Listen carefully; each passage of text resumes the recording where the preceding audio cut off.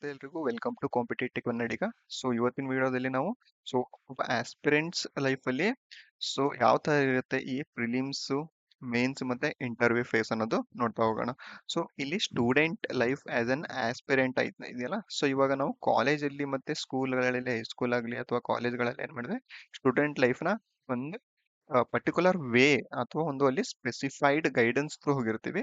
ಇಲ್ಲಿ aspirants life ಅಲ್ಲಿ ಏನಾಗಿರುತ್ತೆ ಅಂತಂದ್ರೆ ಇಲ್ಲಿ so mainly it is a ಜವಾಬ್ದಾರಿ ಅಂತ, ರೆಸ್ಪಾನ್ಸಿಬಿಲಿಟಿ ಅಂತ ಇರುತ್ತೆ ಆಸ್ಪಿರೆಂಟ್ಸ್ಗೆ.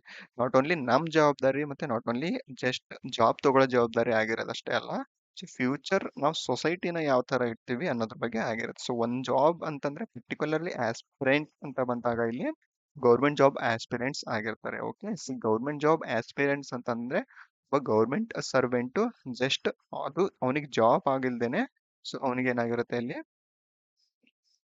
ಸೊಸೈಟಿನಲ್ಲಿ ಯಾವ ತರ ಅವನು ಪ್ಲೇಸ್ ಆಗ್ತಾನೆ ಅಥವಾ ಯಾವ ತರ ಯೂಸ್ ಆಗ್ತಾನೆ ಅನ್ನೋದ್ರ ಬಗ್ಗೆ ಈ ಆಸ್ಪಿರೆಂಟ್ಸ್ ಲೈಫ್ ಆಗಿರುತ್ತೆ. ಇಲ್ಲಿ ಯಾವ್ಯಾವ ತರ ಪ್ರಿಲಿಮ್ಸ್, ಮೇನ್ಸ್, ಇಂಟರ್ವ್ಯೂಸ್ಗಳು ಮತ್ತೆ ಯಾವ ತರ ಫೇಸ್ ಹೋಗುತ್ತೆ, ಪ್ರೊಸೆಸ್ ಆಗುತ್ತೆ ಅಂತ ನೋಡೋಣ. ಫಸ್ಟ್ ಪ್ರತಿಯೊಂದು ಇತ್ತೀಚೆಗೆ ನಡೀತಿರೋ ಎಕ್ಸಾಮ್ಸ್ ಗಳಲ್ಲಿ ಪ್ರಿಲಿಮ್ಸ್ ಪ್ರಿಲಿಮ್ಸ್ ಅಂತ ಎಕ್ಸಾಮ್ಸ್ ಕಂಡಕ್ಟ್ ಮಾಡ್ತಾರೆ. ಪ್ರಿಲಿಮ್ಸ್ ಅಲ್ಲಿ ಪರ್ಟಿಕ್ಯುಲರ್ ಆಗಿ ಮೇನ್ ಏನ್ ಚೆಕ್ ಮಾಡ್ತಾರೆ ಅಂತಂದ್ರೆ ಯಾವ ತರ ಎಲಿಜಿಬಿಲಿಟಿ ಚೆಕ್ ಮಾಡ್ತಾರೆ ಅಂತಂದ್ರೆ ಇಲ್ಲಿ ಒಬ್ಬ ಆಸ್ಪಿರೆಂಟ್ಸ್ ಸ್ಪೀಡ್ ಮತ್ತೆ ಬೇಸಿಕ್ ನಾಲೆಜ್ ಅಂತ ಹೇಳ್ಬೋದು. ಯಾವುದೇ ಒಂದು ಸಬ್ಜೆಕ್ಟ್ ಆಗಲಿ basic knowledge. Particularly banking exams ಅಂತ ಬಂದಾಗ ಈ ಸ್ಪೀಡ್ ಮತ್ತೆ ಕ್ಯಾಲ್ಕುಲೇಷನ್ ಸ್ಪೀಡ್ ಮತ್ತೆ ಅಂಡರ್ಸ್ಟ್ಯಾಂಡಿಂಗ್ ಆಫ್ ದಿ ಸಬ್ಜೆಕ್ಟ್ ಅಷ್ಟೇ ಮ್ಯಾಟರ್ ಆಗುತ್ತೆ ಯಾವ್ದ್ರಲ್ಲಿ, ಫಿಲಿಮ್ಸ್ ಅಲ್ಲಿ. ಇವಾಗ other than banking exams state Karnataka conduct ಮಾಡೋ ಎಕ್ಸಾಮ್ಸ್ ಗಳಲ್ಲಿ, ಯಾವುದೇ ಕಂಡಕ್ಟ್ ಮಾಡೋ ಎಕ್ಸಾಮ್ಸ್ ಗಳಲ್ಲಿ ಫಿಲಿಮ್ಸ್ ಅಂತ ಬಂದಾಗ ಏನಿರುತ್ತೆ, ಜಸ್ಟ್ ನಮ್ದು ಬೇಸಿಕ್ ನಾಲೆಜ್ ನ ಚೆಕ್ ಮಾಡ್ತೀವಿ. ಪ್ರತಿಯೊಂದು ಎಕ್ಸಾಮ್ಸ್ ಆಗಲಿ ಯಾವುದೇ ಪ್ರಿಲಿಮ್ಸ್ ಆಗಲಿ. ಓಕೆ, ಬೇಸಿಕ್ ನಾಲೆಜ್ ಮತ್ತೆ ಕ್ಯಾಲ್ಕುಲೇಟಿವ್ ಸ್ಪೀಡ್. ನಾವು ಯಾವ ತರ ಪ್ರೆಸೆನ್ಸ್ ಆಫ್ ಮೈಂಡ್ ಇರುತ್ತೆ. ಇಲ್ಲಿ ಪ್ರೆಸೆನ್ಸ್ ಆಫ್ ಮೈಂಡ್ ತುಂಬಾ ಮ್ಯಾಟರ್ ಆಗುತ್ತೆ ಯಾವ್ದ್ರಲ್ಲಿ, ಪ್ರಿಲಿಮ್ಸ್ ಅಲ್ಲಿ. ಓಕೆ, ಪ್ರೆಸೆನ್ಸ್ ಆಫ್ ಮೈಂಡ್ ಇದ್ದಾಗ ಮಾತ್ರ ನಾವು ಈ ಸ್ಪೀಡ್ ಏನ್ ಮಾಡ್ಲಿಕ್ಕೆ ಸಾಧ್ಯ ಆಗಿರುತ್ತೆ. ಪ್ರೆಸೆನ್ಸ್ ಆಫ್ ಮೈಂಡ್ ಮತ್ತೆ ಸಬ್ಜೆಕ್ಟ್ ಬೇಸಿಕ್ ನಾಲೆಜ್, ಇವೆಲ್ಲ ಮಾಡಿ ಈ ಸ್ಪೀಡ್ ಬರುತ್ತೆ. ಅಫ್ಕೋರ್ಸ್ ಪ್ರಿಲಿಮ್ಸ್ ಕ್ಲಿಯರ್ ಮಾಡಕ್ಕೆ ಇದು ಸಾಕಾಗುತ್ತೆ. ಓಕೆ, ಇದು ಪ್ರಿಲಿಮ್ಸ್, ರೈಟ್. ಪ್ರಿಲಿಮ್ಸ್ ಅಲ್ಲಿ ಇಷ್ಟೇ ಇರುತ್ತೆ. ಇನ್ನು ನೆಕ್ಸ್ಟ್ ಪ್ರಿಲಿಮ್ಸ್ ಅಂದ ತಕ್ಷಣ ಜಸ್ಟ್ ಇದು ಫಸ್ಟ್ ಎಕ್ಸಾಮ್ ಇರುತ್ತೆ. Okay, first phase of the exam ಇರುತ್ತೆ. Over the recruitment process first phase ಯಾವ್ದು ಅಂತಂದ್ರೆ ಇದು ಇದು ಪ್ರಿಲಿಮ್ಸ್ ಆಗಿರುತ್ತೆ. ಓಕೆ, ಪ್ರಿಲಿಮ್ಸ್ ಅಲ್ಲಿ ಇದು ಪ್ರಿಲಿಮ್ಸ್ ಎಕ್ಸಾಮ್ ಈಸಿನಾ ಫಸ್ಟ್ ಫೇಸ್ ಆಗಿರೋದ್ರಿಂದ ನಾರ್ಮಲ್ ಆಗಿ ಈ ಡೌಟ್ ಬರುತ್ತೆ. ಪ್ರಿಲಿಮ್ಸ್ ಎಕ್ಸಾಮ್ಸ್ ಈಸಿ ಇರುತ್ತೆ. It depends actually, it depends. ಯಾವ ತರ ನಾವು ಒಂದು ಆಸ್ಪಿರೆಂಟ್ಸ್ ಯಾವ ತರ ಪ್ರಿಪೇರ್ ಆಗಿರ್ತಾನೆ ಮತ್ತೆ ಎಷ್ಟು ಟೈಮ್ ಕೊಟ್ಟಿರ್ತಾನೆ ಅನ್ನೋದ್ರ ಮೇಲೆ ಡಿಪೆಂಡ್ ಆಗುತ್ತೆ. Of course it seems as easy for aspirants. ಇವಾಗ 2-3 ವರ್ಷದಿಂದ ಪ್ರಿಪೇರ್ ಆಗ್ತಿರೋ 2 to 3 years ಇಂದ ಪ್ರಿಪೇರ್ ಆಗ್ತಿರೋ ಆಸ್ಪಿರೆಂಟ್ಸ್ಗೆ of course it may be easy. But ಇವಾಗ ಫ್ರೆಶರ್ಸ್ ಅಲ್ಲಿ ಕೆಲವೊಬ್ರಿಗೆ ಈಸಿ ಅನ್ಸುತ್ತೆ, ಇನ್ ಕೆಲವೊಬ್ರಿಗೆ ತುಂಬಾ ಕಷ್ಟ ಅನ್ಸುತ್ತೆ. ಯಾವ ತರ ಅಂತಂದ್ರೆ ಇವಾಗ ಸಬ್ಜೆಕ್ಟ್ಸ್ ನ ಬೇಗ ಕ್ಯಾಪ್ಚರ್ ಮಾಡ್ಕೊಂಡವ್ರು ಇರ್ತಾರಲ್ಲ, ಅವರಿಗೆ ಈಸಿ ಅನ್ಸುತ್ತೆ. ಓಕೆ, ಯಾವ ಕ್ಯಾಲ್ಕುಲೇಟ್ ಇವಾಗ ಹೈಸ್ಕೂಲ್ ಆಗಲಿ PUC ಆಗಲಿ, ಅಲ್ಲೆಲ್ಲ ಕ್ಯಾಲ್ಕುಲೇಟಿವ್ ಸ್ಪೀಡ್ ಮತ್ತೆ ಮ್ಯಾಥಮೆಟಿಕಲ್ ಎಬಿಲಿಟಿ, ರೀಸನಿಂಗ್ ಎಬಿಲಿಟಿ ಒಂದ್ ಸ್ವಲ್ಪ ಹೈಯರ್ ಲೆವೆಲ್ ಅಲ್ಲಿ ಇರೋರಿಗೆ ಇದು ಅಫ್ಕೋರ್ಸ್ ಈಸಿ ಅನ್ಸುತ್ತೆ. ಒಂಚೂರು ಇವಾಗ ಸ್ಟಾರ್ಟ್ ಮಾಡೋರಿಗೆ, ಸಬ್ಜೆಕ್ಟ್ ಬಗ್ಗೆ ನಾಲೆಜ್ ಇಲ್ಲದೆ ಇರೋರಿಗೆ ಸ್ವಲ್ಪ ಕಷ್ಟ ಅನ್ಸುತ್ತೆ. ಓಕೆ, ಅಂತವ್ರು ಏನ್ ಮಾಡ್ಬೇಕು ಅಂದ್ರೆ regular practice, continues paper pen practice ಮಾಡ್ಬೇಕಾಗುತ್ತೆ. Just it is not about reading, write it down on the paper and practice. ಅದ್ರ ಬಗ್ಗೆ ಆಗಿರುತ್ತೆ. ಪ್ರೀನಲ್ಲಿ ಸ್ಪೀಡ್ ಮ್ಯಾಟರ್ ಆಗುತ್ತೆ. ಸೊ ಪ್ರೀ ಅಂದ ತಕ್ಷಣ it is not easy, it depends again. Okay, ಎಲ್ರಿಗೂ easy ಆಗಿರೋದಿಲ್ಲ. Okay, only practice can make perfect and practice can make easy. It depends on practice. ಜಾಸ್ತಿ ಜಾಸ್ತಿ ಆದಂಗೆ ಈಸಿ ಅನ್ಸುತ್ತೆ, ಈಸಿ ಇರಲ್ಲ. ಆಯ್ತಾ? ಓಕೆ, ನೆಕ್ಸ್ಟ್ ಇವಾಗ ನೆಕ್ಸ್ಟ್ ಪರ್ಟಿಕ್ಯುಲರ್ಲಿ ಬ್ಯಾಂಕಿಂಗ್ ಎಕ್ಸಾಮ್ಸ್ ಅಲ್ಲಿ, ನಮ್ಮ ಬ್ಯಾಂಕಿಂಗ್ ಎಕ್ಸಾಮ್ಸ್ ಅಲ್ಲಿ ಪ್ರಿಲಿಮ್ಸ್ ಎಕ್ಸಾಮು ಯಾವ ತರ ಅಂತಂದ್ರೆ ಇಲ್ಲಿ ಫಸ್ಟ್ ನೋಟಿಫಿಕೇಶನ್ ಆಗಿದೆ ಆಲ್ರೆಡಿ. ಓಕೆ, ಯಾವುದು RRB ಕ್ಲರ್ಕ್ ಮತ್ತೆ RRB PO ನೋಟಿಫಿಕೇಶನ್. ಈ ಗ್ರಾಮೀಣ ಬ್ಯಾಂಕ್ ನೋಟಿಫಿಕೇಶನ್ಸ್ ಅಲ್ಲಿ ಏನಂತಂದ್ರೆ ಪ್ರಿಲಿಮ್ಸ್ ಅಂತ ಬಂದಾಗ ಇಲ್ಲಿ ಮ್ಯಾಕ್ಸಿಮಮ್ 90% ಏನಾಗುತ್ತೆ ಅಂದ್ರೆ ಇಲ್ಲಿ ಸ್ಪೀಡ್ ಮ್ಯಾಟರ್ ಆಗುತ್ತೆ. ಓಕೆ, ಅರೌಂಡ್ ಟೋಟಲ್ ಕ್ವಶನ್ಸ್ 80 ಆಗಿರೋದ್ರಿಂದ ಕಟ್ ಆಫ್ 70+ ಹೋಗುತ್ತೆ ಕ್ಲರ್ಕ್ ಅಲ್ಲಿ. ಸೊ ಅದಕ್ಕೋಸ್ಕರ ಏನಾಗುತ್ತೆ, ಸೊ ಕ್ವಶನ್ಸ್ ಈಸಿ ಇರುತ್ತೆ, ಪೇಪರ್ ಈಸಿ ಇರುತ್ತೆ, ಅದಕ್ಕೋಸ್ಕರ ಕಟ್ ಆಫ್ ಆಗಿ ಹೋಗುತ್ತೆ. ಅಂಡ್ ಇಲ್ಲಿ ಏನಾಗುತ್ತೆ, ಅಕ್ಯುರೇಸಿನೂ ಮ್ಯಾಟರ್ ಆಗುತ್ತೆ. ಸೊ ಅಕ್ಯುರೇಸಿಗಿಂತ ಜಾಸ್ತಿ ಮ್ಯಾಟರ್ ಆಗೋದೇ ಸ್ಪೀಡ್, ಯಾಕಂದ್ರೆ ಸೊ ಡೂಯೇಬಲ್ ಇರುತ್ತೆ. ಸೊ ಅಲ್ಲೇನೆ ಅಕ್ಯುರೇಸಿ ಪ್ರಾಬ್ಲಮ್ ಆಗುತ್ತಲ್ಲ. ಓಕೆ, ಸೊ ಡೂಯೇಬಲ್ ಇರುತ್ತೆ. ಸೊ ಇಲ್ಲಿ ಸ್ಪೀಡ್ ಕಂಟಿನ್ಯೂಸ್ ಪ್ರಾಕ್ಟೀಸ್ ಮಾಡಿದ್ರೆ ಸ್ಪೀಡ್ ಬರುತ್ತೆ. ಆ ಸ್ಪೀಡ್ ಮಾತ್ರ ಇಲ್ಲಿ ಬ್ಯಾಂಕಿಂಗ್ ಎಕ್ಸಾಮ್ಸ್ ಗಳಲ್ಲಿ, ಪರ್ಟಿಕ್ಯುಲರ್ಲಿ ಇನ್ RB. ಸೊ ಇಲ್ಲಿ ಸ್ಪೀಡ್ ಮ್ಯಾಟರ್ ಇರುತ್ತೆ. ಸೊ ಇಲ್ಲಿ ಇಂಗ್ಲಿಷ್ ಇಲ್ಲದೆ ಇರೋದ್ರಿಂದ ಅದೊಂದು ಅಡೆಡ್ ಅಡ್ವಾಂಟೇಜ್ ಆಗಿರುತ್ತೆ. ಸೊ ಯಾರು ಇವಾಗ ರೀಸನಿಂಗ್ ಮತ್ತೆ ಕ್ವಾಂಟ್ಸ್ ಅಲ್ಲಿ ತುಂಬಾ ಸ್ಪೀಡ್ ಇದೀರಾ, ಅವರಿಗೆ ಇದು ಅಡೆಡ್ ಅಡ್ವಾಂಟೇಜ್ ಆಗುತ್ತೆ. ವೆರಾಸ್ ಇನ್ IBPS ಕ್ಲರ್ಕ್ ಮತ್ತೆ SBI ಗಳಲ್ಲಿ ಪ್ರಿಲಿಮ್ಸ್ ಅಲ್ಲಿ ಕೂಡ ಏನಾಗುತ್ತೆ ಅಂತಂದ್ರೆ, ಸೊ ಪ್ರಿಲಿಮ್ಸ್ ಅಲ್ಲಿ SBI ಮತ್ತೆ IBPS ಅಲ್ಲೂ ಕೂಡ ಪ್ರಿಲಿಮ್ಸ್ ಅಲ್ಲಿ ಏನಾಗುತ್ತೆ, ಇಂಗ್ಲಿಷ್ ಇರುತ್ತೆ. ಸೊ ಅಲ್ಲಿ ಇಂಗ್ಲಿಷ್ ಇರುತ್ತೆ. ಟೋಟಲ್ ಅಲ್ಲಿ 100 ಮಾರ್ಕ್ಸ್ ಇರುತ್ತೆ. ಸೊ ಇಲ್ಲಿ ಸ್ಪೀಡ್ ಮ್ಯಾಟರ್ ಆಗುತ್ತೆ, ಕ್ಯಾಲ್ಕುಲೇಟರ್ ಸ್ಪೀಡ್. ಸೊ ಅಲ್ಲಿ ಏನಾಗುತ್ತೆ, ಇಂಗ್ಲಿಷ್ ರೀಡಿಂಗ್ ಎಬಿಲಿಟಿ ಕೂಡ ಮ್ಯಾಟರ್ ಆಗುತ್ತೆ. So course with the speed, calculative speed. So prelims ಅಲ್ಲಿ ಬ್ಯಾಂಕಿಂಗ್ ಎಕ್ಸಾಮ್ಸ್ ಗಳಲ್ಲಿ ಸ್ಪೀಡ್ ಮತ್ತೆ ಅಕ್ಯುರೇಸಿ ತುಂಬಾ ಮಹತ್ವದ ಪಾತ್ರ ವಹಿಸುತ್ತವೆ. ಓಕೆ, ಸೊ ಅದಾದ್ಮೇಲೆ ಇಲ್ಲಿ ನಮಗೆ ಪರ್ಟಿಕ್ಯುಲರ್ ನೆಕ್ಸ್ಟ್ ಎಕ್ಸಾಮ್ಸ್ ಗಳಲ್ಲಿ, ಬ್ಯಾಂಕಿಂಗ್ ಎಕ್ಸಾಮ್ಸ್ ಗಳಲ್ಲಿ ಈ ಜೂನ್ ಮಂತ್, ಜುಲೈ ಮಂತ್ ಮತ್ತೆ ಆಗಸ್ಟ್ ಮಂತ್ ತುಂಬಾ ಕ್ರೂಷಿಯಲ್ ರೋಲ್ ಪ್ಲೇ ಮಾಡುತ್ತೆ. ಇವಾಗ ಸೆಪ್ಟೆಂಬರ್, ಅಕ್ಟೋಬರ್ ಆಗ್ಲಿ, ಈ ಮಂತ್ ಗಿಂತನೂ ಸೊ ಈ 3 ಮಂತ್ ತುಂಬಾ ಮಹತ್ವದ ಪಾತ್ರ ಇರುತ್ತೆ. ಯಾಕಂತ ಅಂತಂದ್ರೆ ಇಲ್ಲಿ ಇಲ್ಲಿ ಈ ಫೇಸ್ಗಳು ಆಫ್ಟರ್ ಆಗಸ್ಟ್. ಸೊ ಆಗಸ್ಟ್ ಆದ್ಮೇಲೆ ಏನಂತಂತಂದ್ರೆ, so just only so exams continues ಆಗುತ್ತೆ. ಇವಾಗ ನೋಟಿಫಿಕೇಶನ್ ಆಗಿದೆಯಲ್ಲ, ಇವಾಗ ಯಾವ್ದು RRBದು ನೆಕ್ಸ್ಟ್ ಎಕ್ಸಾಮ್ ಬಂದ್ಬಿಟ್ಟು RRBದು ಆಗಸ್ಟ್ ನಲ್ಲಿ ಇರುತ್ತೆ. ಸೊ ಆಗಸ್ಟ್ ಇಂದ ಸ್ಟಾರ್ಟ್ ಆಗಿರ್ತಕ್ಕಂಥ exams, banking exams next last SBI February or March ಎಂಟ್ವರೆಗೂ ಈ ಕಂಟಿನ್ಯೂಸ್ ನೋಟಿಫಿಕೇಶನ್ ಮತ್ತೆ ಎಕ್ಸಾಮ್ಸ್ ಕಂಟಿನ್ಯೂಸ್ ಇರುತ್ತೆ. Prelims, mains, mains. ಸೊ ಇದು ಕಂಟಿನ್ಯೂಸ್ ಆಗಿ ಈ ಪ್ರೊಸೆಸ್ ಸ್ಟಾರ್ಟ್ ಆಗುತ್ತೆ. ಸೊ ಅದಕ್ಕೋಸ್ಕರನೇ ಜೂನ್, ಜುಲೈ, ಆಗಸ್ಟ್ ಅಲ್ಲಿ ಎಷ್ಟು ಮ್ಯಾಕ್ಸಿಮಮ್ ಪ್ರಿಪೇರ್ ಮತ್ತೆ ಮ್ಯಾಕ್ಸಿಮಮ್ ಪ್ರಾಕ್ಟೀಸ್ ಮಾಡ್ತೀವಲ್ಲ, ಸೊ ಅದನ್ನೆಲ್ಲ ನಾವು ಈ ಎಕ್ಸಾಮ್ಸ್ ಗಳಲ್ಲಿ ಎಕ್ಸಿಕ್ಯೂಟ್ ಮಾಡ್ಬೋದು. ಸೊ ಇದೇ ಟೈಮಲ್ಲಿ ಏನಾದ್ರು ನಾವು ಎಕ್ಸಾಮ್ಗೋಸ್ಕರ ವೇಟ್ ಮಾಡ್ತಾ ಹೋದ್ರೆ, so ಈ ಟೈಮು ವೇಸ್ಟ್ ಆಗಿರುತ್ತೆ. Next after August to September, October ಬಂದ ತಕ್ಷಣ ಎಕ್ಸಾಮ್ ಪ್ರೆಷರ್ ಬಿಲ್ಡ್ ಆಗಿರುತ್ತೆ. ಯಾಕಂತಂದ್ರೆ ನಾವು ಪ್ರಿಪೇರ್ ಆಗಿರೋದಿಲ್ಲ. ಸೊ ಅದಕ್ಕೋಸ್ಕರ ಈ 3 ಮಂತ್ಸ್ ಕ್ರೂಷಿಯಲ್ ಆಗಿರುತ್ತೆ ಎವ್ರಿ ಆಸ್ಪಿರೆಂಟ್ ಕೂಡ. ಇವಾಗ ಬಿಗಿನರ್ಸ್ ಇದಾರೆ ಅಂದ್ರೂ ಕೂಡ ಅವರಿಗೂ ಇಂಪಾರ್ಟೆಂಟ್ ಆಗಿರುತ್ತೆ. ಆಲ್ರೆಡಿ 3 to 4 years ಅಥವಾ 2 to 3 years ಎಕ್ಸ್ಪೀರಿಯನ್ಸ್ ಇರೋದ್ರ ಅವರಿಗೂ ಕೂಡ ಈ ಟೈಮು ತುಂಬಾ ಇಂಪಾರ್ಟೆಂಟ್ ಆಗುತ್ತೆ. ಸೊ ಈ ಟೈಮ್ನ ಮ್ಯಾಕ್ಸಿಮಮ್ ಸ್ಟಡಿಗೆ ಇನ್ವೆಸ್ಟ್ ಮಾಡಿ, ಪ್ರಾಕ್ಟೀಸಿಗೆ ಇನ್ವೆಸ್ಟ್ ಮಾಡಿ, ಪರ್ಟಿಕ್ಯುಲರ್ಲಿ ಫಾರ್ ಮೇನ್ಸ್ ಕಂಟೆಂಟ್ಸ್. ಯಾಕಂತಂದ್ರೆ ಇವಾಗ ನೀವು ಆಗಸ್ಟ್ ಅಲ್ಲಿ RRB ಇದು ಪ್ರಿಲಿಮ್ಸ್ ಇದೆ ಅಂತಂದ್ರೆ, ಸೊ ಇವಾಗ ಇಲ್ಲಿ July end or July second week ಅಲ್ಲಿ ಕಂಟಿನ್ಯೂಸ್ ಪ್ರಿಲಿಮ್ಸ್ ಕೊಟ್ಟಿರ್ತೀವಿ ಟೈಮ್. ಓಕೆ, ಹಾಲ್ ಟಿಕೆಟ್ ಬಂದ್ಮೇಲಾಗ್ಲಿ ಯಾವಾಗಲಿ, ಸೊ ಆ ಟೈಮು ಪ್ರಿಲಿಮ್ಸ್ಗೆ ಸಾಕಾಗತ್ತೆ. ಓಕೆ, ಸೊ ಮೇನ್ಸ್ಗೋಸ್ಕರ ನೀವು ಜೂನ್, ಜುಲೈ ಮ್ಯಾಕ್ಸಿಮಮ್ ಟೈಮ್ನ ಕೊಡಿ. ಸೊ ಆಲ್ರೆಡಿ ಮೇನ್ಸ್ ಪ್ರಿಪೇರ್ ಆಗಿರೋರು ಕೂಡ ಸೊ ಪ್ರಿಲಿಮ್ಸ್ಗೂ ಕೂಡ ನೆಗ್ಲೆಕ್ಟ್ ಮಾಡಕ್ ಹೋಗಿ ಆಯ್ತು. ಸೊ ಇವಾಗ ಏನಾಗಿರುತ್ತೆ ಅಂದ್ರೆ ಅಲ್ಲಿ 2 to 3 years ಪ್ರಾಕ್ಟೀಸ್ ಮಾಡಿರ್ತೀವಿ, ಬಟ್ ಸಮ್ಟೈಮ್ಸ್ ಹೇಳಕ್ ಆಗಲ್ಲ. ಓಕೆ, ಎಕ್ಸಾಮ್ ಟೈಮಲ್ಲಿ ಮೈಂಡ್ ಸೆಟ್ ಹೆಂಗಿರುತ್ತೆ, ಎಕ್ಸಾಮ್ ಅಲ್ಲಿ ಏನೇನಾಗುತ್ತೆ ಅಂತ ಹೇಳಕ್ಕಾಗಲ್ಲ. ಸೊ ಆ ಟೈಮಲ್ಲಿ ಕೂಡ ಸೊ ಎಕ್ಸ್ಪೀರಿಯನ್ಸ್ ಕ್ಯಾಂಡಿಡೇಟ್ ಕೂಡ ಪ್ರಿಲಿಮ್ಸ್ ಕ್ಲಿಯರ್ ಆಗದೇ ಇರ್ಬೋದು ಕೆಲವೊಂದು ಎಕ್ಸಾಮ್ಸ್. ಸೊ ಆ ತರ ಸಿಚುವೇಶನ್ಸ್ ಓಕೆ, ಇದು ಆ ತರ ಸಿಚುವೇಶನ್ ಬರುತ್ತೆ. ಸೊ ಈ ತರ ನಾನು ಆಲ್ರೆಡಿ ಟೈಮ್ ಮ್ಯಾನೇಜ್ಮೆಂಟ್ ಬಗ್ಗೆ ಮತ್ತೆ ಸಬ್ ಒಂದು ವಿಡಿಯೋ ಮಾಡಿದ್ದೀನಿ. ಸೊ ನೋಡಿ, ಹೆಲ್ಪ್ಫುಲ್ ಆಗಿರುತ್ತೆ ಅದು. ಓಕೆ, ಯಾವ ತರ ಟೈಮ್ ಯುಟಿಲೈಸ್ ಮಾಡಬೇಕು ಮತ್ತೆ ಯಾವ ತರ ಸಬ್ಜೆಕ್ಟ್ಸ್ಗಳನ್ನ ನಾವು ಇಲ್ಲಿ ಸ್ಟಡಿ ಮಾಡ್ಬೇಕಾಗಿರುತ್ತೆ ಈ ಟೈಮಲ್ಲಿ ಅಂತ ಟೈಮ್ ಮ್ಯಾನೇಜ್ಮೆಂಟ್ ಬಗ್ಗೆ ಹಾಕಿದ್ದೀನಿ. ಸೊ ಈ ಮಂತ್ಸು ತುಂಬಾ ಕ್ರೂಷಿಯಲ್ ಆಗಿರುತ್ತೆ. ಓಕೆ, ಸೊ ಒನ್ಸ್ ಆಗಸ್ಟ್ ಆದ್ಮೇಲೆ ಸೆಪ್ಟೆಂಬರ್ ಇಲ್ಲಿ ಮೇನ್ಸ್ ನಡೆಯುತ್ತೆ. ಸೊ ಸೆಪ್ಟೆಂಬರ್, ಅಕ್ಟೋಬರ್ ಈ ತರ ಫೇಸಸ್ ಇದು ಕಂಟಿನ್ಯೂ ಆಗಿರುತ್ತೆ. ಫೈನಲಿ ಜನವರಿಗೆ ಸೊ ಫೈನಲ್ ರಿಸಲ್ಟ್ ಬರುತ್ತೆ. ಸೊ ಈ ಪ್ರೋಸೆಸ್ ತುಂಬಾ ಸ್ಪೀಡ್ ಆಗಿರೋದ್ರಿಂದ ಇಲ್ಲಿ ನಮಗೆ ಮತ್ತೆ ಅಗೇನ್ ಬೇಸಿಕ್ ಇಂದ ಪ್ರಿಪೇರ್ ಆಗಕ್ಕೆ ಟೈಮ್ ಇರೋದಿಲ್ಲ. ಅದಕ್ಕೋಸ್ಕರ ಈ ಜೂನ್ JJA ತುಂಬಾ ಯುಟಿಲೈಸ್ ಮಾಡ್ಕೊಂಡ್ಬಿಡ್ಬೇಕಾಗುತ್ತೆ. ಎಷ್ಟಾಗುತ್ತೆ ಅಷ್ಟು ಪ್ರಾಕ್ಟೀಸ್ ಮಾಡ್ಬೇಕಾಗುತ್ತೆ. ಸೊ ಮ್ಯಾಕ್ಸಿಮಮ್ ಪ್ರಾಕ್ಟೀಸ್ ಮಾಡೋದ್ರಿಂದ ನಾವು ಮ್ಯಾಕ್ಸಿಮಮ್ ಸ್ಕೋರ್ ಮಾಡ್ಬೋದು. ಸೊ ಕಟ್ ಆಫ್ ಹೈ ಹೋದ್ರೂ ಕೂಡ ಒಂದ್ ಸ್ವಲ್ಪ ರಿಲೀಫ್ ಅನ್ಬೋದು. It depends on this and mock test. Okay, so next prelims ಆಯ್ತಲ್ಲ, ಇವಾಗ ಪ್ರಿಲಿಮ್ಸ್ ಆದ್ಮೇಲೆ ಮೇನ್ಸ್. ಸೊ ಈಗ ಹೇಳಿದೆ ನಾನು ಜೂನ್, ಜುಲೈ. ಸೊ ಈ ಮಂತ್ ಗಳಲ್ಲಿ ಏನ್ ಮಾಡಿ, ಸೊ ಒಂದ್ ಸ್ವಲ್ಪ ಮೇನ್ಸ್ ಕಾನ್ಸಂಟ್ರೇಟ್ ಮಾಡಿ. ಸೊ ಆಲ್ರೆಡಿ ಮೇನ್ಸ್ ನಾನು ಹೇಳಿದೀನಿ ಲಾಸ್ಟ್ ವಿಡಿಯೋಗೆ. ಸೊ ಮೇನ್ಸ್ ಕಾನ್ಸಂಟ್ರೇಟ್ ಮಾಡಿ, ಆಲ್ರೆಡಿ ಎಕ್ಸಾಮ್ಸ್ ಬರುತ್ತೆ, ನೋಟಿಫಿಕೇಶನ್ಸ್ ಬರುತ್ತೆ, ವೇಟ್ ಮಾಡಬೇಡ ಅಂತ ಹೇಳಿದ್ದೆ. ಸೊ ಇವಾಗ ಆಲ್ರೆಡಿ ನೋಟಿಫಿಕೇಶನ್ ಬಂದಿದೆ, ಎಕ್ಸಾಮ್ ಸೀಸನ್ ಸ್ಟಾರ್ಟ್ ಆಗಿದೆ. ಸೊ ಇವಾಗ ಜೂನು ಇನ್ನೂ ಇದೆ, ಜೂನ್ ಅಲ್ಲಿ ಟೈಮ್ ಇದೆ. So prepare maximum mains year. June ಅಲ್ಲಿ ಎಷ್ಟಾಗುತ್ತೋ ಅಷ್ಟ ಮೇನ್ಸ್ ಮಾಡಿ. ಸೊ ಆಮೇಲೆ ಇಲ್ಲಿ ಏನ್ ಮಾಡಿ, daily at least weekly 2 to 3 marks ಕೊಡಿ ಜೂನ್ ಅಲ್ಲಿ ಪ್ರಿಲಿಮ್ಸ್. ಓಕೆ, ಸೊ ಪ್ರಿಲಿಮ್ಸ್ ಮತ್ತೆ ಮೇನ್ಸ್ ತಗೊಂಡೇ ಹೋಗ್ಬೇಕಾಗತ್ತೆ. ಯಾಕಂತಂದ್ರೆ ಸೊ ಇವಾಗ ಹೇಳಕ್ಕಾಗಲ್ಲ, ಸ್ಪೀಡ್ ಕಮ್ಮಿ ಆಗಿರುತ್ತೆ. ಸೊ ಮೇನ್ಸ್ ಮಾಡಿ ಮಾಡಿ ಮೇನ್ ಸ್ಪೀಡ್ ಕಮ್ಮಿ ಆಗಿರುತ್ತೆ. ಅದಕ್ಕೋಸ್ಕರ ಸೊ ಪ್ರಿಲಿಮ್ಸ್ ಬಗ್ಗೆ ಜಾಸ್ತಿ ವರಿ ಮಾಡ್ಕೊಳಕ್ ಹೋಗ್ಬೇಡಿ ಜೂನ್ ಅಲ್ಲಿ. ಸೊ ಯಾವಾಗ ಈ ಜುಲೈ ಬರುತ್ತಲ್ಲ, ಜುಲೈ ಮಿಡಿನ ಕಂಟಿನ್ಯೂಸ್ ಪ್ರಿಲಿಮ್ಸ್ ಕೊಡಿ, ಮ್ಯಾಕ್ಸಿಮಮ್ ಟೈಮ್ ಪ್ರಿಲಿಮ್ಸ್ ಕೊಡಿ ಜುಲೈನಲ್ಲಿ. ಸೊ ಯಾವಾಗ ಆಗಸ್ಟ್ ಅಲ್ಲಿ ಸೊ ಎಕ್ಸಾಮ್ಸ್ ನಡೆಯುತ್ತಲ್ಲ, ಆವಾಗ ಏನಾಗುತ್ತೆ, ಈ ಸ್ಪೀಡ್ ಇಲ್ಲಿ ಆಟೋಮೆಟಿಕ್ ಆಗಿ ಬಂದಿರುತ್ತೆ.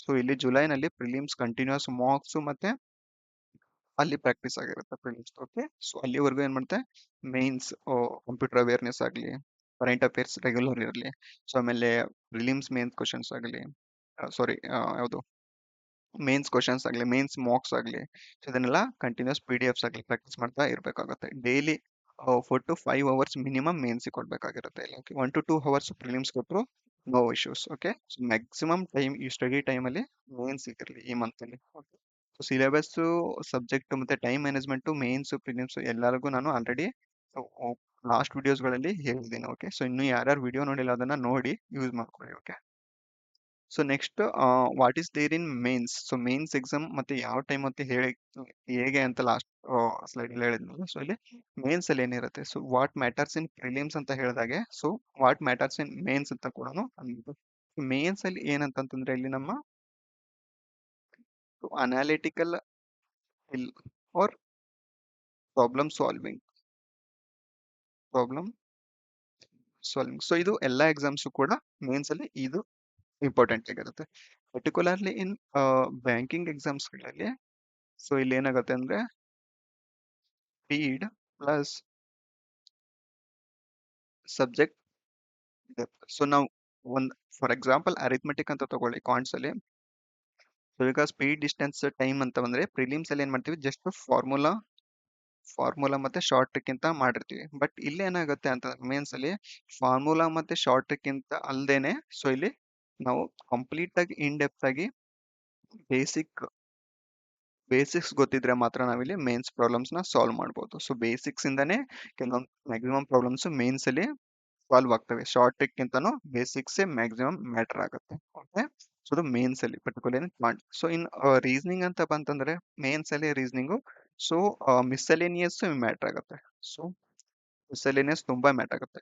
ಗೇಮ್ಸ್ ಅಲ್ಲಿ ಏನಾಗುತ್ತೆ ಅಂತ ಪಜಲ್ಸ್ ಮತ್ತೆ ಸೀಟಿಂಗ್ ಅರೇಂಜ್ಮೆಂಟ್ಸ್ ಈಸಿ ಇರುತ್ತೆ. ಸೊ ಎವ್ರಿಥಿಂಗ್ ಡೂಯೇಬಲ್ ಇರುತ್ತೆ. ಆದ್ರೆ ಮೇನ್ಸ್ ಅಲ್ಲಿ ಏನಂತಂದ್ರೆ ಆ ಪಜಲ್ಸ್ ಮತ್ತೆ ಸೀಟಿಂಗ್ ಅರೇಂಜ್ಮೆಂಟ್ಸ್ ಟೈಮ್ ಕನ್ಸ್ಯೂಮಿಂಗ್ ಆಗಿರುತ್ತೆ. ಸೊ ಅದಕ್ಕೋಸ್ಕರ ಇಲ್ಲಿ so to be on safer side miscellaneous ಎಲ್ಲಾನು ಮಿಸ್ಸೆಲೇನಿಯಸ್ ನಾವು ಕಂಪ್ಲೀಟ್ ಮಾಡ್ಕೊಂಡಿರ್ಬೇಕು with including the critical reasoning. So critical reasoning 10 to 11 marks ಬರುತ್ತೆ ಅಂತಂದ್ರೆ ಯಾಕೆ ಬಿಡ್ಬೇಕು, ಸೊ ಪ್ರಿಪೇರ್ ಆಗಕ್ಕೆ ಟೈಮ್ ಇದೆ. ಸೊ ಕ್ರಿಟಿಕಲ್ ರೀಸನಿಂಗ್ ಪ್ರಿಪೇರ್ ಆದ್ರೆ ನಮಗೆ ಇಲ್ಲಿ ಪಜಲ್ಸ್ ಮತ್ತೆ ಸೀಟಿಂಗ್ ಅರೇಂಜ್ಮೆಂಟ್ಸ್ ಏನಾದ್ರೂ ಡಿಫಿಕಲ್ಟ್ ಬಂದ್ರೆ ನಾವು ಇಲ್ಲಿ ಕವರ್ ಮಾಡ್ಕೋಬಹುದು. But is in reasoning. So mains ಅಲ್ಲಿ ಏನಂದ್ರೆ ಪ್ರಿಲಿಮ್ಸ್ ಅಲ್ಲಿ ನಮಗೆ ಕಂಪ್ಯೂಟರ್ ಮತ್ತೆ GK or current affairs so ಇವು ಕವರ್ ಆಗಿರೋದಿಲ್ಲ. ಓಕೆ, ಸೊ ಮೇನ್ಸ್ ಅಲ್ಲಿ ಏನಾಗುತ್ತೆ ಅಂತಂದ್ರೆ ಇದ್ರ ಕ್ವಶನ್ಸ್ ಇದ್ರ ಪಾತ್ರ ತುಂಬಾ ಇಂಪಾರ್ಟೆಂಟ್ ಆಗುತ್ತೆ. ಅಂಡ್ ಇನ್ಕ್ಲೂಡಿಂಗ್ ಸೊ ಇಂಗ್ಲಿಷ್ ಅಲ್ಲಿ ರೀಡಿಂಗ್ ಎಬಿಲಿಟಿ. ಸೊ ನಾನು ಆಲ್ರೆಡಿ ಇಂಗ್ಲಿಷ್ ಸ್ಟ್ರಾಟಜಿ ಮತ್ತೆ ಕರೆಂಟ್ ಅಫೇರ್ ಸ್ಟ್ರಾಟಜಿ ಶೇರ್ ಮಾಡಿದ್ದೀನಿ, ಆ ವಿಡಿಯೋಸ್ಗಳನ್ನ ನೋಡಿ. So it is based on experience. Okay, so ಅದನ್ನ ಫಾಲೋ ಮಾಡಿ. ಸೊ ಇಂಗ್ಲಿಷ್ ಅಲ್ಲಿ ರೀಡಿಂಗ್ ಎಬಿಲಿಟಿ ಎಷ್ಟು ನಾವು ಜಾಸ್ತಿ ಕಂಟೆಂಟ್ ಓದ್ತೀವಲ್ಲ ಡೈಲಿ, ಅದನ್ನ ನಾವು ಇಲ್ಲಿ ಮೇನ್ಸ್ ಅಲ್ಲಿ ಇಂಪ್ಲಿಮೆಂಟ್ ಮಾಡ್ಬೋದು ಇಂಗ್ಲಿಷ್ ರೀಡಿಂಗ್. ಸೊ ಯಾಕೆ ಇಂಗ್ಲಿಷ್ ರೀಡಿಂಗ್ ಮ್ಯಾಟರ್ ಆಗತ್ತೆ ಅಂತಂದ್ರೆ ಮೇನ್ಸ್ ಅಲ್ಲಿ ಸೊ ಆರ್ ಸಿ ಮತ್ತೆ ಲೈನ್ಸ್ ಏನಾಗುತ್ತೆ ಮೇನ್ಸ್ ಅಲ್ಲಿ ಕಂಟೆಂಟ್ ಇಂಗ್ಲಿಷ್ ದೊಡ್ಡದಾಗಿರುತ್ತೆ. ಎರರ್ ಡಿಟೆಕ್ಷನ್ಸ್ ಆಗಲಿ ಅಥವಾ ಫಿಲ್ಲರ್ಸ್ ಆಗಲಿ ದೊಡ್ಡದಾಗಿರುತ್ತೆ. ಮತ್ತೆ ವಕ್ಯಾಬ್ಸ್ ಕೂಡ ಇಂಪಾರ್ಟೆಂಟ್ ಆಗಿರುತ್ತೆ. ಅದಕ್ಕೆ ಯಾವಾಗ ನಾವು ಡೈಲಿ ಓದ್ತೀವಲ್ಲ ನಮಗೆ ಒಂದು ಕಾನ್ಫಿಡೆನ್ಸ್ ಬರುತ್ತೆ ಒಂದು ಸಬ್ಜೆಕ್ಟ್ ಮೇಲೆ. So particularly English. So reading ability, reading habit ಇದ್ದಾಗ ಮಾತ್ರ ಇಲ್ಲಿ ನಾವು ಮೇನ್ಸ್ ನ ಟ್ಯಾಕಲ್ ಮಾಡ್ಬೋದು ಯಾವುದು ಇಂಗ್ಲಿಷ್ ಸಬ್ಜೆಕ್ಟ್ ಅಲ್ಲಿ. ಸೊ ಇನ್ ಕರೆಂಟ್ ಅಫೇರ್ಸ್ ಅಂತಂದ್ರೆ ಸೊ ಇಲ್ಲಿ ಕರೆಂಟ್ ಅಫೇರ್ಸ್ ಡೈಲಿನೂ ಕೂಡ ಓದ್ಬೋದು ಅಥವಾ ಮಂತ್ಲಿ ಕೂಡ ಓದ್ಬೋದಾಗಿರುತ್ತೆ. ಸೊ ಅದ್ರ ಬಗ್ಗೆ ನಾನು ಆಲ್ರೆಡಿ ಸ್ಟ್ರಾಟಜಿ ಶೇರ್ ಮಾಡಿದ್ದೀನಿ, ಅದನ್ನ ಫಾಲೋ ಮಾಡಿ. ಸೊ ಇದರಲ್ಲಿ ಮೇನ್ಸ್ ಅಲ್ಲಿ ಇಷ್ಟೇ ಇರುತ್ತೆ. ಸೊ ನಮ್ ರೀಡಿಂಗ್ ಎಬಿಲಿಟಿ ಮತ್ತೆ ಸೊ ಬೇಸಿಕ್ ನ ಯಾವ ತರ ಯೂಸ್ ಮಾಡ್ಕೋತೀವಿ, ಯಾವ ತರ ಅಪ್ಲೈ ಮಾಡ್ತೀವಿ ವಿದಿನ್ ಟೈಮ್ ಫ್ರೇಮ್. ಸೊ ಇಲ್ಲಿ ಸ್ಪೀಡ್ನು ಇಂಪಾರ್ಟೆಂಟ್ ಆಗುತ್ತೆ. ಅಂದ್ರೆ ವಿದಿನ್ ಟೈಮ್ ಫ್ರೇಮ್ ಆಗಿರೋದ್ರಿಂದ ಸ್ಪೀಡ್ನು ಮ್ಯಾಟರ್ ಆಗುತ್ತೆ. ಓಕೆ, ಸೊ ಈ ಎಲ್ಲಾ ಪಾಯಿಂಟ್ಸ್ ಗಳನ್ನು ಕೂಡ ಮೇನ್ಸ್ ಅಲ್ಲಿ ಇಂಪಾರ್ಟೆಂಟ್ ಆಗುತ್ತೆ. ಸೊ ಆಮೇಲೆ ಇಲ್ಲಿ ಏನ್ ಮಾಡಿ, ನೀವು ಪ್ರಿಪೇರ್ ಆಗೋವಾಗ ನೀವು ಈಗ ಯಾವ್ದೋ ಒಂದು ಟಾಪಿಕ್ ಆಗ್ಲಿ ಅಥವಾ ಯಾವ್ದೋ ಒಂದು ಸಬ್ಜೆಕ್ಟ್ ಆಗ್ಲಿ ಸೊ ನಮ್ಮ ವೀಕ್ ಮತ್ತೆ ಸ್ಟ್ರಾಂಗ್ ಇರುತ್ತೆ. ಸೊ ಇವಾಗ ಕೆಲವೊಬ್ಬರಿಗೆ ಏನ್ ಅನ್ಸುತ್ತೆ ಪ್ರೊಬಬಿಲಿಟಿ ಈಸಿ ಅನ್ಸುತ್ತೆ, ಇನ್ನು ಕೆಲವೊಬ್ಬರಿಗೆ ಪ್ರೊಬಬಿಲಿಟಿ ಮಾಡೋ ಲೆವೆಲ್‌ಗೆ ಟಫ್ ಅನ್ಸುತ್ತೆ. ಆವಾಗ ಏನ್ ಮಾಡಿ ನೀವು ಪ್ರೊಬ್ಯಾಬಿಲಿಟಿನ ಸ್ಕಿಪ್ ಮಾಡ್ಬಿಡಿ ಆಯ್ತಾ? ಸೊ ಸುಮ್ನೆ ಬರ್ದೇ ಇರೋ ಟಾಪಿಕ್ ಬಗ್ಗೆ ಏನು ಸೊ ಟ್ರೈ ಮಾಡಿ ಬಂದ್ರೂ ಕೂಡ ಅದಕ್ಕೆ ಅಡಾಪ್ಟ್ ಆಗದೆ ಇರೋ ಒದ್ದಾಟಕ್ಕಿಂತನೂ ಸ್ಕಿಪ್ ಮಾಡಿ.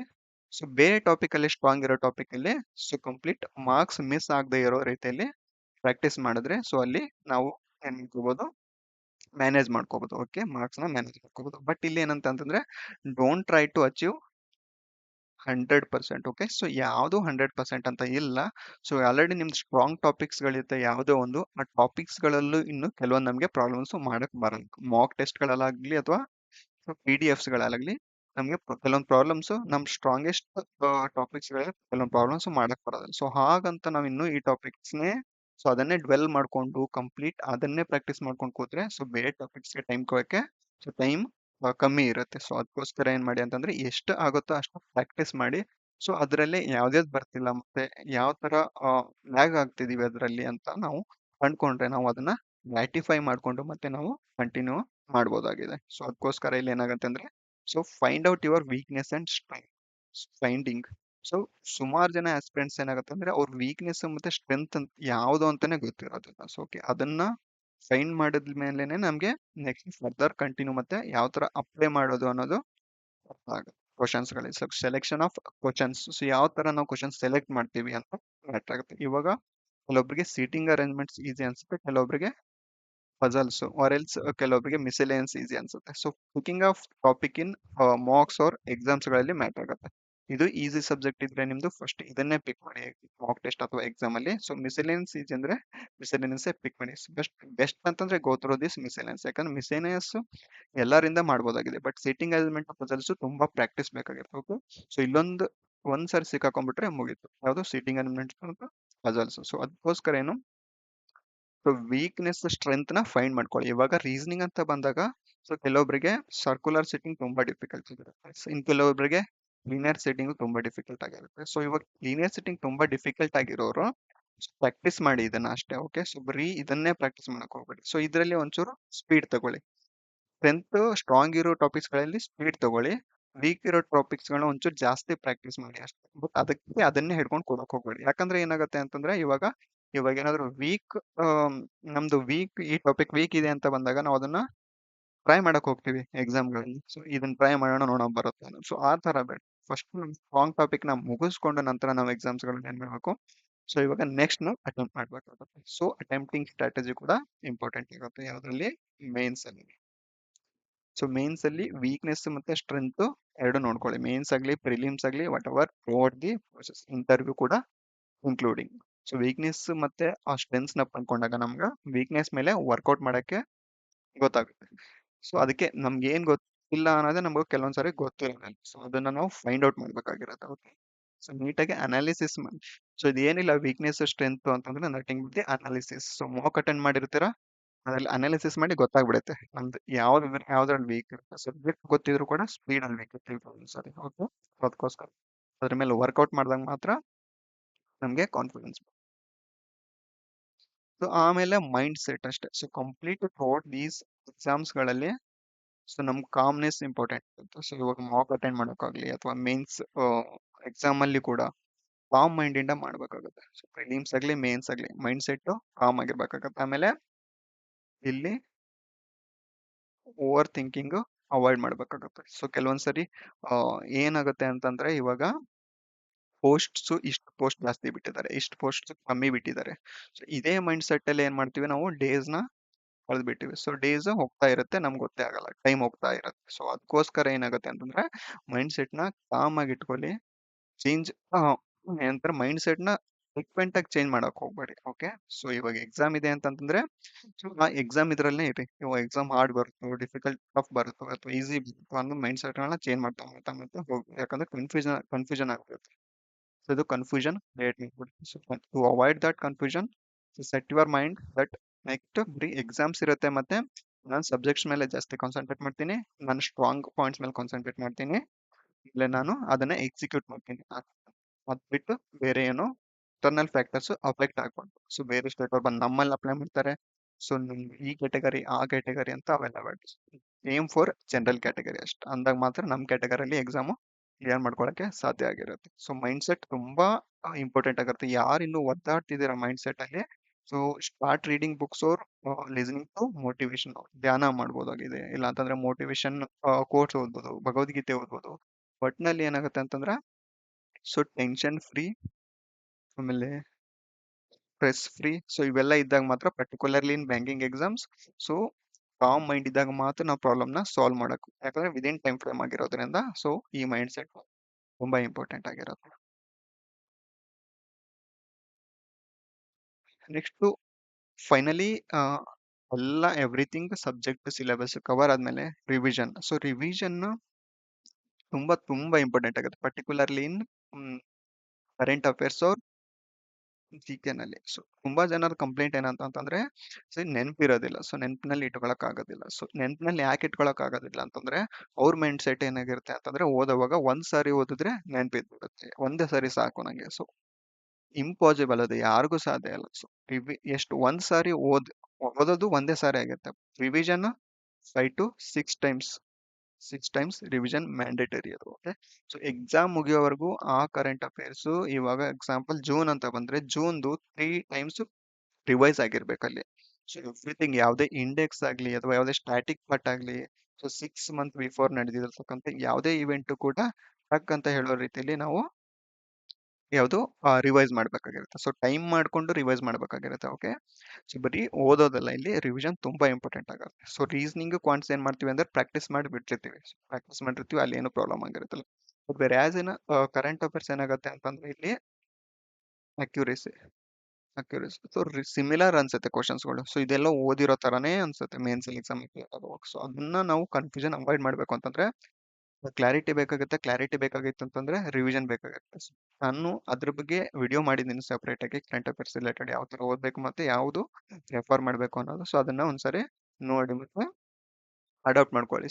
ಕರೆಂಟ್ ಅಫೇರ್ಸ್ ನ ತುಂಬಾ ರಿವಿಷನ್ ಮಾಡಿ, MCQ ಥ್ರೂ ರಿವಿಷನ್ ಮಾಡಿ, ಅಥವಾ ಸೊ ಕ್ವಿಜ್ ಥ್ರೂ ರಿವಿಷನ್ ಮಾಡಿ, ಯಾವುದೇ ಸೋರ್ಸ್ ಇಂದ ಕೂಡ ರಿವಿಷನ್ ಮಾಡಿ. ಒಂದ್ಸಲ ಓದಿರೋ ಕಂಟೆಂಟ್ ನ 2-3 ಸಾರಿ ಓದಿ, ಮೂರನೇ ಸಾರಿ ಕ್ವಿಜ್ ಕೂಡ attend ಮಾಡ್ಬೋದಾಗಿದೆ. ಸೊ ಈ ತರ revision just not only in current affairs. So ನಾವು ಇವಾಗ ಕ್ವಾಂಟ್ಸ್ ಅಂತ ಬಂದಾಗ ಕ್ವಾಂಟ್ಸ್ ಅಲ್ಲಿ ಕೆಲವೊಂದು ಫಾರ್ಮುಲಾಸ್ ಮಾಡ್ತಿರ್ತೀವಿ. ಓಕೆ, ಆ ಫಾರ್ಮುಲಾಸ್ ನ ಕೂಡ ನಾವು ಬರ್ದು ರಿವೈಸ್ ಮಾಡ್ಬೇಕಾಗುತ್ತೆ. ಸೊ ಪರ್ಟಿಕ್ಯುಲರ್ಲಿ ದೀಸ್ ರಿವಿಷನ್ ಬರೀ CA ನಲ್ಲಿ ಅಷ್ಟೇ ಅಲ್ಲ, ಸೊ ಎಲ್ಲಾ ಸಬ್ಜೆಕ್ಟ್ಸ್ ಅಲ್ಲೂ ಮ್ಯಾಟರ್ ಆಗುತ್ತೆ. ಸೊ ಓಕೆ, ನಾವು ಎಷ್ಟು ಫ್ಲೂಯೆನ್ಸಿ ತಗೊಂಡಿದೀವಿ ಆ ಸಬ್ಜೆಕ್ಟ್ ಅಲ್ಲಿ ಅನ್ನೋವರೆಗೂ ರಿವಿಷನ್ ಮ್ಯಾಟರ್ ಆಗಿ ಆಗುತ್ತೆ. ಸೊ ಇಂಗ್ಲಿಷ್ ಅಲ್ಲೂ ಕೂಡ ವಕ್ಯಾಬ್ಸ್ ರಿವಿಷನ್ ಮಾಡ್ಬೋದು, ರೀಸನಿಂಗ್ ಅಲ್ಲಿ ಕೂಡ. ರೀಸನಿಂಗ್ ಅಲ್ಲಿ ರಿವಿಷನ್ ಅನ್ನೋದಕ್ಕಿಂತ ಜಾಸ್ತಿ ಪ್ರಾಕ್ಟೀಸ್ ಆಗಿರುತ್ತೆ. ಸೊ ಪಾಯಿಂಟ್ಸ್ ಅಲ್ಲಿ ಫಾರ್ಮುಲಾಸ್ ರಿವಿಷನ್ ಆಗಿರುತ್ತೆ. ಇನ್ GK ನಲ್ಲಂತೂ ಮ್ಯಾಕ್ಸಿಮಮ್ ರಿವಿಷನ್ ಮ್ಯಾಟರ್ ಆಗುತ್ತೆ. ಸೊ ನೆಕ್ಸ್ಟ್ ಇದಾಗಿತ್ತು ಕಂಪ್ಲೀಟ್ ಈ ವಿಡಿಯೋಸ್ ಪ್ರೊಸೆಸ್. ಆಸ್ಪಿರೆಂಟ್ಸ್ ಯಾವ ತರ ನಾವು ಫೈನಲ್ ಇಂಟರ್ವ್ಯೂ ತನಕ. ಸೊ ಇಂಟರ್ವ್ಯೂ ಬಗ್ಗೆ ನಾನು ಮಾಡಿದ್ದೀನಿ RBP last year video. So ಇನ್ನೊಂದು ವಿಡಿಯೋ ಮಾಡ್ತೀನಿ ಇಂಟರ್ವ್ಯೂ ಬಗ್ಗೆ, ಕಂಪ್ಲೀಟ್ ಪ್ರೊಸೆಸ್ ವಿಡಿಯೋ, ಮತ್ತೆ ಕಂಪ್ಲೀಟ್ ಯಾವ ತರ ಪ್ರಿಪೇರ್ ಆಗಿರ್ಬೇಕು ಅನ್ನೋದ್ರ ಬಗ್ಗೆ. ಓಕೆ, ಸೊ ಈ ತರ ಫೇಸಸ್ ನಡೆಯುತ್ತೆ. ಮೈಂಡ್ ಸೆಟ್ ನ ಕಾಮ್ ಆಗಿ ಇಟ್ಕೊಳ್ಳಿ, ಕಂಟಿನ್ಯೂಸ್ ಪ್ರಿಪರೇಷನ್ ಆಗಿರ್ಲಿ. ಜೂನ್ ಜುಲೈ ಆಗಸ್ಟ್ ಪ್ರಿಪರೇಷನ್ಗಿಂತ ಬೇರೆದು ಆಕ್ಟಿವಿಟೀಸ್ ಬೇಡ. Okay, so that's it for today's video. Thank you for watching.